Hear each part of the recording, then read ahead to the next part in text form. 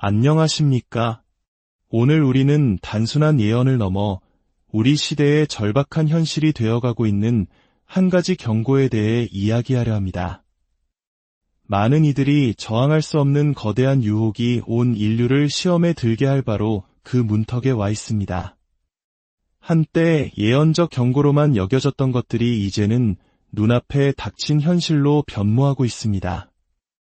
캐나다의 미셀 로드리그 신부님은 환시와 내적 담화를 통해 하느님으로부터 직접 메시지를 받는 것으로 알려진 분입니다.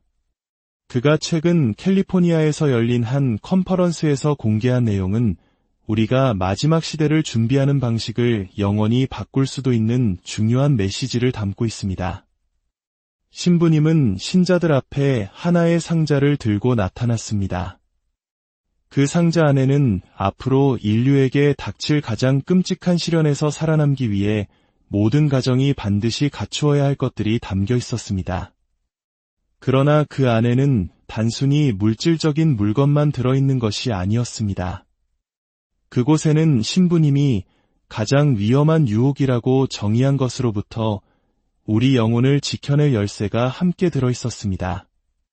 오늘 우리는 영적 생존 상자에 무엇이 들어있는지 함께 살펴보고 무엇보다 어둠이 땅을 뒤덮을 때 우리가 마주해야 할 가장 큰 위험이 무엇인지 깊이 이해하게 될 것입니다. 이 중요한 메시지가 더 많은 영혼에게 닿을 수 있도록 여러분의 좋아요와 구독이 큰 힘이 됩니다. 이 채널을 통해 하느님의 말씀을 나누는 저희의 여정에 동참해 주시는 모든 분들께 주님의 은총이 가득하기를 기도합니다. 진심으로 감사드립니다. 우리가 오늘날 신비가들과 환시자들을 통해 받는 계시들은 결코 우연이 아닙니다. 이는 다가올 어려운 시대를 준비시키시는 하느님의 자비로운 배려입니다. 미셀 로드리그 신부님은 그의 환시를 통해 성모님의 티 없으신 성심이 승리하기 전에 일어날 사건들에 대해 신자들이 영적으로 그리고 실제적으로 준비할 수 있도록 이끌고 있습니다. 신부님은 강연 중에 상자에서 하나씩 모든 그리스도인 가정이 이미 갖추고 있어야 할 필수적인 요소들을 꺼내 보였습니다. 그가 가장 먼저 보여준 것은 산 다미아노의 포도였습니다.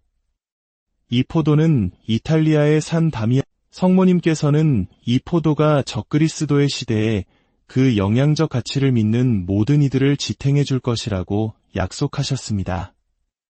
산 다미아노의 포도는 성모님께서 당신의 싸우는 교회에 남기신 가장 놀라운 선물 중 하나입니다. 성모님께서는 짐승의 표, 전쟁, 기근, 가뭄, 역병 등 온갖 재앙이 땅을 덮칠 때 이 특별한 축복이 이 포도를 준비하는 과정은 정확하고 거룩한 절차를 따라야 합니다. 이미 축복받은 포도 한 알에서 새로운 포도송이로 축복을 옮기기 위해서는 먼저 사제에게 축복을 받아야 합니다. 그리고 온전한 상태의 포도만을 사용하는 것이 좋습니다. 한번 축복받은 포도는 그 어떤 부분도 함부로 버릴 수 없으며 최대한의 존중심을 가지고 다루어야 하기 때문입니다. 축복을 전하는 과정은 이미 축복받은 포도를 새 포도에 문지르며 이루어집니다. 십자성호를 그으며 성부와 성자와 성령의 이름으로 아멘이라고 기도합니다. 보관을 위해서는 밀폐가 가능한 유리병에 향이 첨가되지 않은 브랜디를 사용합니다. 병의 4분의 3을 포도로 채우고 브랜디로 완전히 덮습니다. 각 병에 담긴 포도의 정확한 개수를 적어두는 것이 중요합니다. 단 한 알의 포도가 하루 전체를 이 귀한 선물을 주신 성모님께 감사드립니다. 우리 모두 댓글에 함께 적어봅시다. 어머니, 감사합니다. 아멘. 상자에서 나온 두 번째 물건은 성 베네딕토의 메달이 달린 구마 십자고상이었습니다. 이어서 착한 사마리아인의 기름이 나왔습니다. 이는 예언적 전통에 따라 전염병이 창궐할 때 보호수단으로 알려진 기적과도 같은 에센셜 오일 혼합물입니다. 이 특별한 기름은 5가지 순수 에센셜 오일, 즉 시나몬, 정향, 레몬, 로즈마리, 유칼립투스 오일을 코코넛 오일이나 포도씨유 같은 흡수가 잘 되는 베이스 오일과 혼합하여 만듭니다. 비율은 베이스 오일 1리터당 각 유리 용기 안에서 모든 성분을 유리나 나무, 플라스틱 주걱으로 균일하게 섞어줍니다. 완성된 기름은 증발을 막기 위해 갈색 유리병에 담아 서늘하고 빛이 들지 않는 곳에 보관합니다.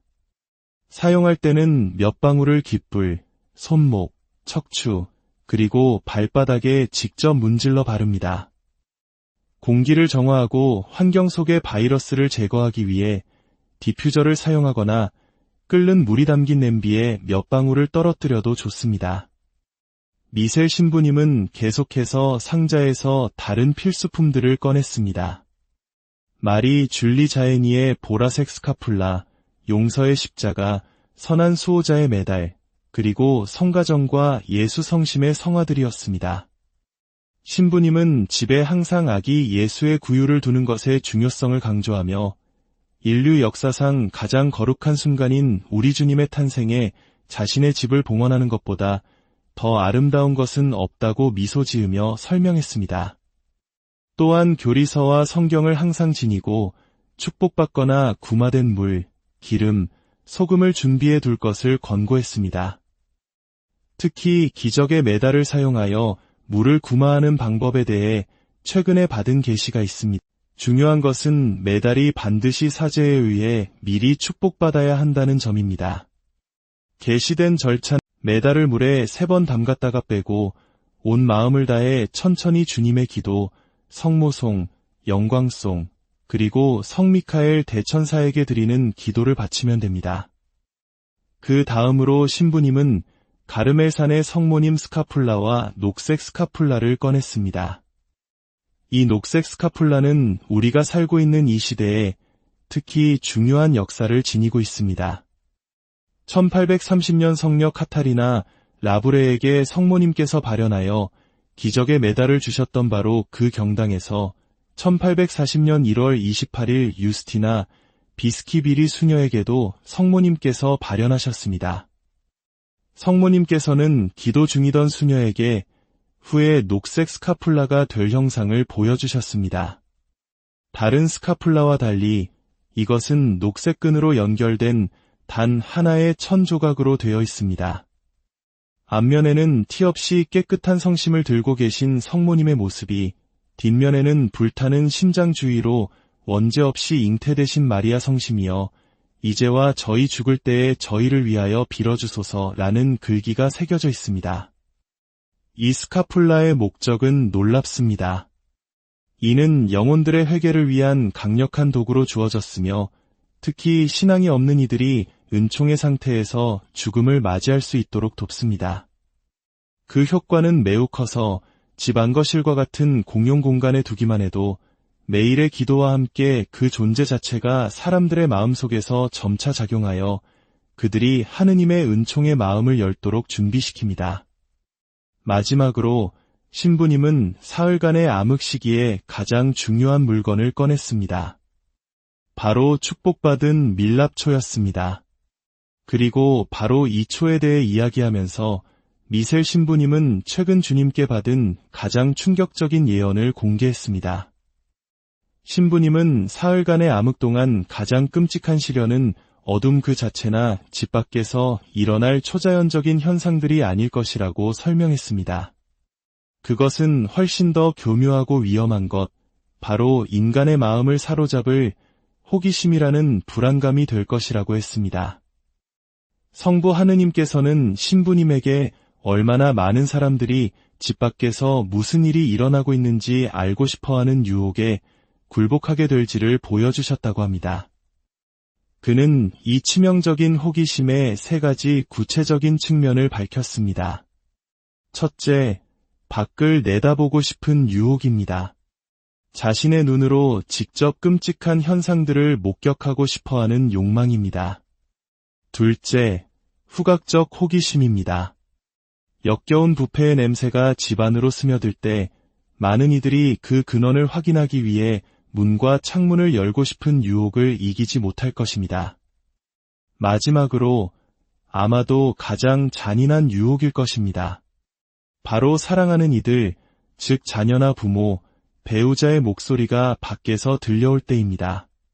그들은 도움을 청하며 안으로 들여보내 달라고 애원하는 것처럼 들릴 것입니다. 미셀 신부님은 그 결정적인 순간에 하느님에 대한 믿음이 절대적이어야 함을 강조했습니다.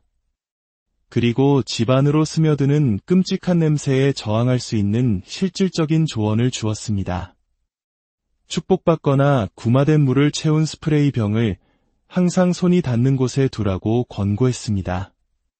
죽음과 부패의 냄새가 느껴질 때 공중에 성수를 뿌리기만 하면 그 역겨운 냄새가 즉시 섬세한 장미 향기로 변하는 기적을 체험하게 될 것이라고 설명했습니다. 이 기적은 믿음을 지키고 호기심에 굴복하지 않는 이들을 위한 하느님의 수많은 보호의 징표 중 하나가 될 것입니다. 신부님은 또한 적그리스도에 관한 중요한 세부사항도 밝혔습니다. 그의 등장은 경고 이후에 일어날 것이라고 설명했습니다. 경고가 있은 후 사람들에게는 하느님의 자비를 받아들일지 거부할지를 결정할 며칠의 은총의 시간이 주어질 것입니다. 그는 특히 의미심장한 계시를 나누었습니다. 적그리스도의 형상은 인공적이며 움직이는 모습일 것이며 이는 곧 세상에 출시될 새로운 기술과 관련이 있다는 것입니다. 한국처럼 기술이 고도로 발달한 사회에 사는 우리에게는 더욱 와닿는 경고일 수 있습니다. 이러한 인공지능과의 연결은 미셀 신부님으로 하여금 우리 가정에 있는 스마트 기기들에 대한 구체적인 경고를 하도록 이끌었습니다. 그는 매우 충격적인 개인적 일화를 들려주었습니다. 그가 몇몇 사람들과 이사에 관해 논의하고 있을 때 텔레비전이 저절로 켜지더니 바로 이사 서비스에 관한 광고를 보여주었다는 것입니다. 이 현상은 2번이나 반복되었으며 이는 이 기기들이 이미 우리의 사적인 대화를 감시하고 기록하고 있음을 보여주는 명백한 증거입니다. 강연은 신자들의 구체적인 질문에 답하는 실질적인 준비 측면에 대해서도 다루었습니다. 초의 크기를 걱정하는 한 어머니에게 신부님은 거대한 초를 가질 필요는 없다고 안심시켰습니다. 왜냐하면 주님께서 직접 작은 촛불 하나라도 사흘 밤낮 동안 계속 빛을 발하도록 하실 것이기 때문입니다.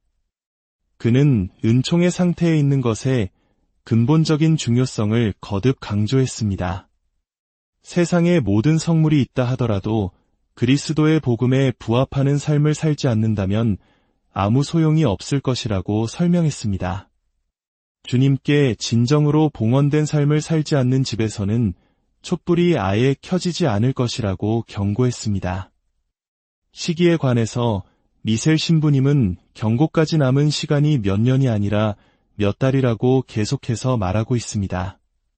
그는 우리 모두는 이미 일생의 고해를 마쳤어야 합니다. 라고 단호하게 강조하며 사건의 순서를 설명했습니다. 먼저 전 세계적인 경고가 있을 것입니다. 그 다음에는 그리스도를 따르기로 선택한 이들을 위한 영적 피난처들이 열릴 것입니다. 그리고 마지막으로 하느님의 은총을 거부한 이들을 위해 적그리스도가 나타날 것입니다. 그는 부모들에게 경고의 시간 동안 반항적이거나 신앙에서 멀어진 자녀들의 회개를 위해 간절히 기도할 것을 격려했습니다. 그 순간은 모든 영혼이 개인적으로 그리스도를 만나고 자신의 영원한 운명을 결정할 기회를 갖게 될 위대한 자비의 순간이 될 것이기 때문입니다. 오늘 이 이야기를 들으신 여러분, 우리 모두 각자의 가정에 이 영적 생존 상자를 준비해야 할 때입니다. 그러나 가장 중요한 준비는 우리의 마음과 영혼을 정화하고 매일의 삶 속에서 주님과 동행하며 은총의 상태를 유지하는 것입니다. 물질적인 준비물들은 믿음을 지탱하는 도구일 뿐 우리의 구원은 오직 그리스도 안에 있습니다. 하느님께서 여러분의 길을 언제나 비추시기를 빕니다.